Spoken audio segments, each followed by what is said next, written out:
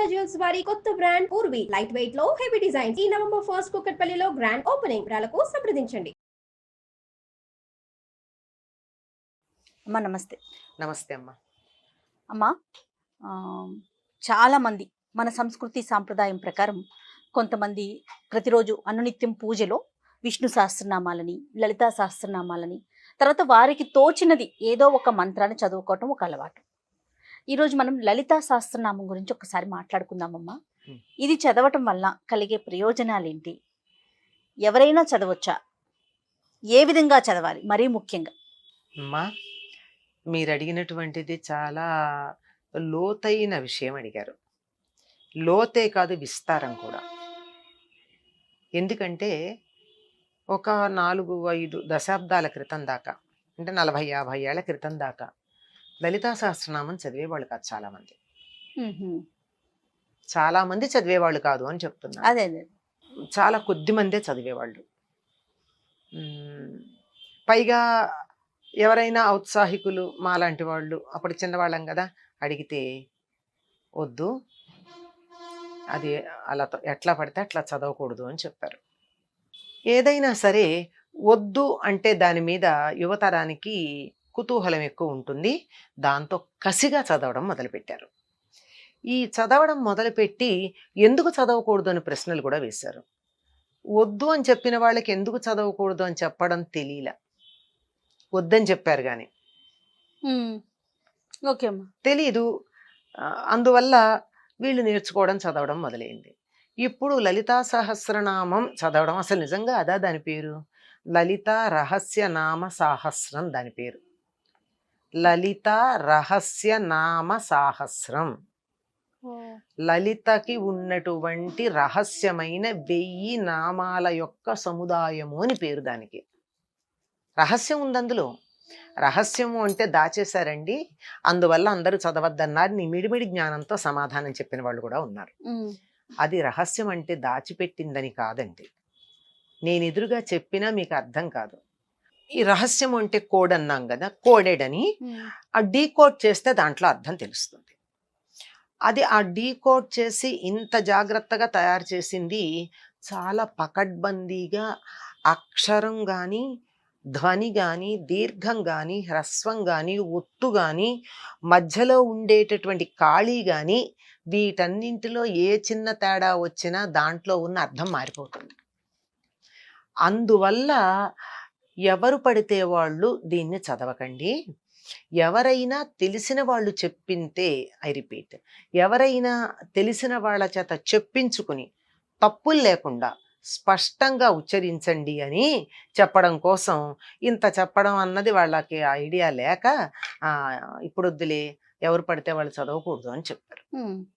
ఎవరైతే అమ్మవారి మీద పరిపూర్ణమైనటువంటి విశ్వాసం కలిగి ఉన్నారో, ఎవరైతే స్పష్టంగా ఉచ్చరించగలరో వాళ్ళందరూ లలితా రహస్యనామ సాహస్రం చదవచ్చు.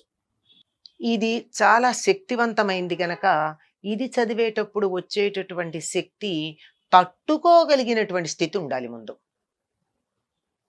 బాగా వేడిగా ఉన్నటువంటి టీ మరుగుతున్నది, పేపర్ గ్లాసులో ఒకసారి పోస్తే పర్వాలేదు కానీ ఒకసారి తాగాక రెండోసారి కూడా అందులో వేడి టీ పోయండి, ఏమవుతుంది ఆ గ్లాసు? పాత్రత లేదు, పాత్ర. దీన్ని తట్టుకోగలిగిన శారీరక మానసిక స్థితి ఉండేటట్టుగా తయారవ్వాలి. దానికి కావలసింది బాహ్య ఆంతర శుచి కావాలి. బాహ్య శుచి అంటే వాతావరణం శుభ్రంగా ఉంచుకోవడం, తన శరీరాన్ని శుభ్రంగా ఉంచుకోవడం, వీలైనంత వరకు మనస్సులో దురాలోచనలు లేకుండా ఉండడం. ఈ 3 లక్షణాలు, ఈ 3 రకాలైన శౌచాలు ఉండి అమ్మ మీద గనక పరిపూర్ణమైన విశ్వాసం ఉండి ఆర్తి ఉంటే లలితా రహస్యనామ సహస్రాన్ని చదవచ్చు. ఇది ప్రతిదీ కూడా ఒక్కొక్క నామానికి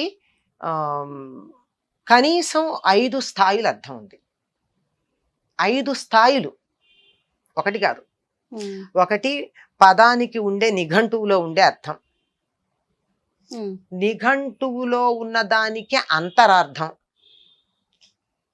దాన్ని ఆలోచించటం వల్ల ఒక వ్యక్తిలో మేలు కలిగేటటువంటి అర్థం, అది కుటుంబ పరంగా ఎలా అన్వయం అవుతుందనే అర్థం, అది సమాజ పరంగా ఎలా సమన్వయం చేయాలనే అర్థం, అది పర్యావరణం, అంతరిక్షం వీటికి సంబంధించిన అర్థం. ఇవి కాక కొన్ని నామాలు ప్రత్యేకంగా ఒక ఆధునిక విజ్ఞాన శాస్త్ర సంబంధమైన విశేషాలు చెప్పేవి ఉన్నాయి. ఒక నామాలు కొన్ని తీసుకుంటే అవి ప్రత్యేకం, ఒక సైన్స్, ఇప్పుడున్న సైన్స్, దీనికి సంబంధించిన విశేషాలన్నీ ఉన్నాయి. మరి ఇంత బాగా ఉండాలి అంటే సైన్స్లో ఉన్న డెఫినిషన్ ఎలాంటిదో ఈ నామాలు అట్లాంటివి. ఒక్క అక్షరం అటు ఇటు పొల్లు పోవడానికి లేదు. తప్పు చదివితే, ఇట్లాంటప్పుడు తప్పు చదివితే ఏమవుతుందండి? ఇంత జాగ్రత్తగా ఉండాల్సింది. ఒక పరమ భయంకరమైన దోషం నేను చెప్తాను. పరమ దారుణమైన భయంకరమైన పాపభూయిష్టమైన దోషం ఒకటి. అమ్మవారిని దుష్ట దూర, ఇంతవరకు బాగుంది. దురాచార శమని అని కలిపి చదవాలి.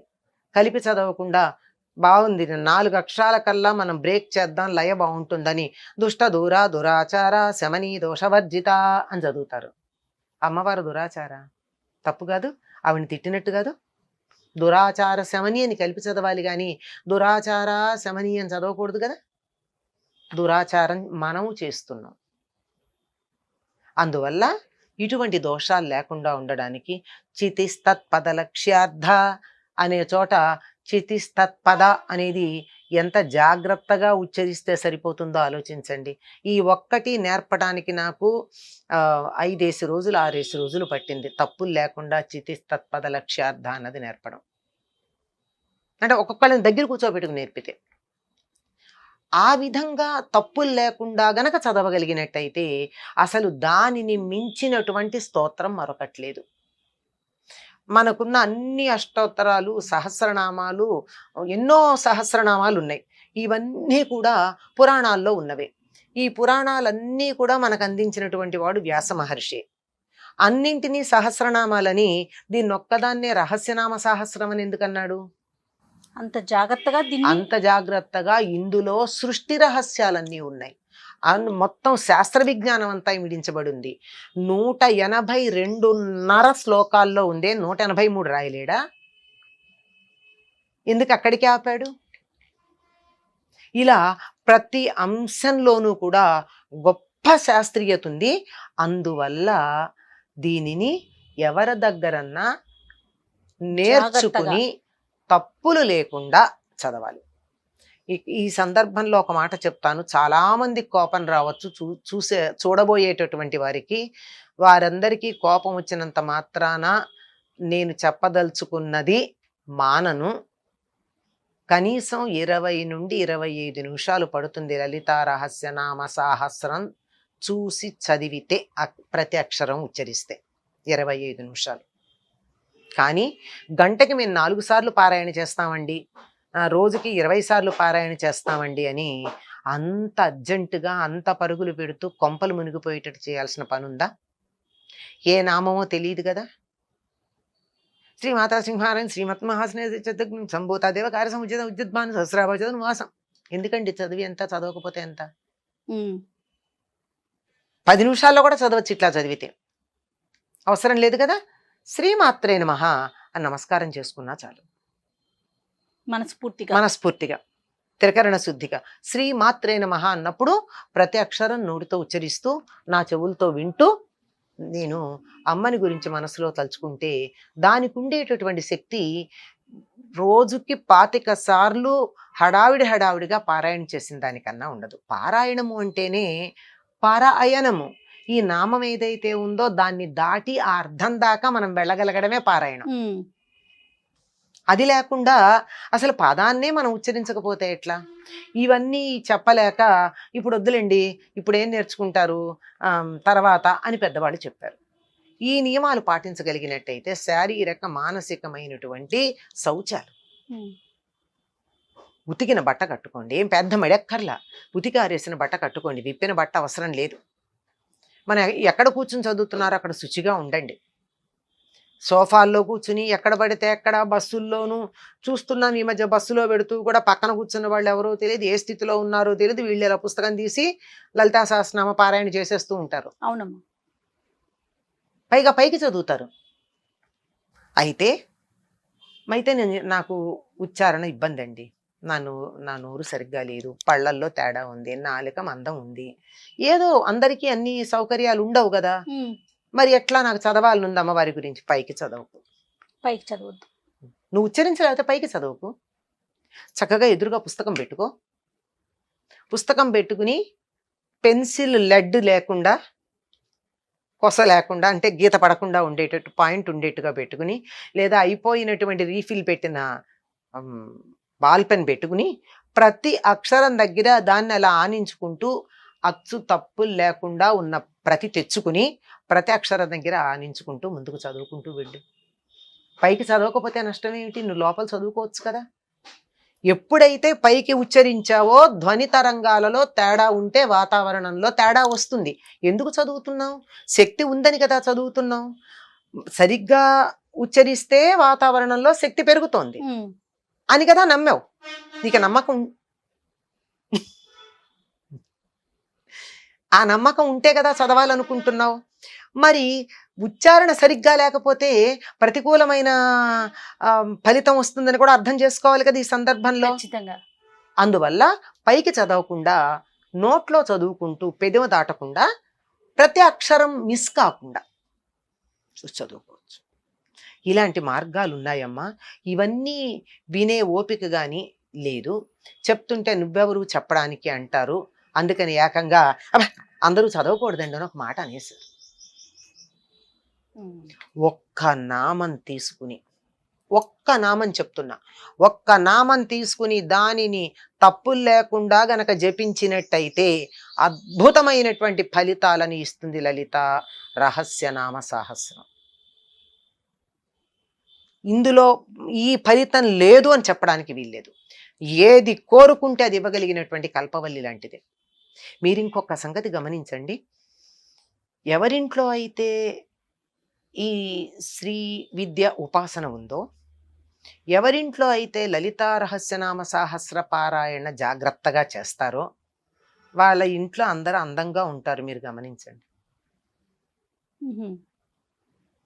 అమ్మవారు శ్రీమాత అన్న పదానికే మెజర్ చేసేదని అర్థం. కొలతలు బ్రహ్మాండమైన కొలతల్లో ఉంటారు. తల్లి తండ్రి అనాకారులు నల్లగానే ఉంటారు. పిల్లలు మాత్రం చాలా అద్భుతమైన సౌందర్యంతో ఉన్నటువంటి కుటుంబాలు మీకు కనపడతాయి. సందేహం ఏమీ లేదు. అక్కడి నుంచి మొదలు పెడితే తీరని కోరిక అన్నది లేదు. సుఖంగా సంతోషంగా ఆనందంగా ఉంటారు.